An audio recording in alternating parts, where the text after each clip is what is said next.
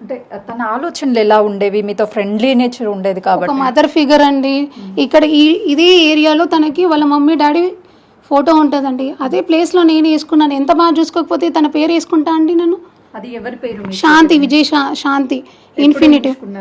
ఇది రాఖీ గిఫ్ట్ ఇచ్చానండి, రీసెంట్గా రాఖీ గిఫ్ట్ ఇచ్చానండి. ఎంత క్లోజ్గా ఉంటే వేసుకుంటా అండి. ఇప్పుడు మన పిల్లల్ని పెంచి మేము అన్నీ చేసి ఇప్పుడు వాళ్ళ తిను కన్స్ట్రక్షన్ సైట్కి అండి మార్నింగ్ బాక్స్ పెట్టుకొని ఈవినింగ్ వరకు పని చేయించుకొని వచ్చే తల్లిని ఈరోజు ఇంటి నుండి గెంటేసావు. ఏ రోజు మీ అమ్మ నాన్న చూడని వాళ్ళు వచ్చి మా వదిన ఈఎంఐ బెడ్ మీద పడుకుంటే ఎంత బాధ ఉంటుందండి. తను literally cancer patient, senior citizen. ఈ సొసైటీలో ఆడవాళ్ళకు చనిపోయిన ఆడదానికి అదే లేదండి. బ్రతుకున్నప్పుడు ఎలాగో సొసైటీలో అది ఉండదు.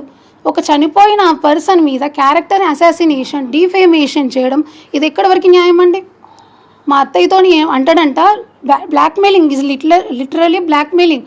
నీ కూతురు వాడితో వీడితో తిరిగింది, ఎవరు వచ్చేవాళ్ళు, ఎవరు పార్టీ చేసుకునేవాళ్ళు, ఆహాహా నేను లేనిది చూసి మీరు బాగానే చేశారు.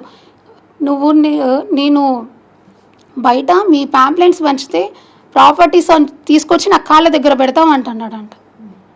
ప్రాణాలు పోయిన వాటికి విలువ లేదండి. ఒక చిన్న చిన్న పిల్లలంటే ఆ పిల్లలకి మా చెర్రి కోడలికి ఎక్కడైనా పింపుల్ అయితే స్కిన్ కేర్ రొటీన్ చూసుకునే వాళ్ళం. అలాంటిది ముక్కలుగా అప్పగిస్తే వాళ్ళది పంచనామా చూడండి. ఒకరోజు డెత్ సర్టిఫికెట్లో తన పంచనామా లిటరల్లీ వాళ్ళు పార్ట్స్గా ఉన్నారండి. తను మంచోడైతే మరి తనకు ఎందుకు రాలేదండి? అమ్మ నాకు ఈ లైఫ్ నచ్చట్లేదండి ఎందుకు రాయలేదు? ఫైనల్గా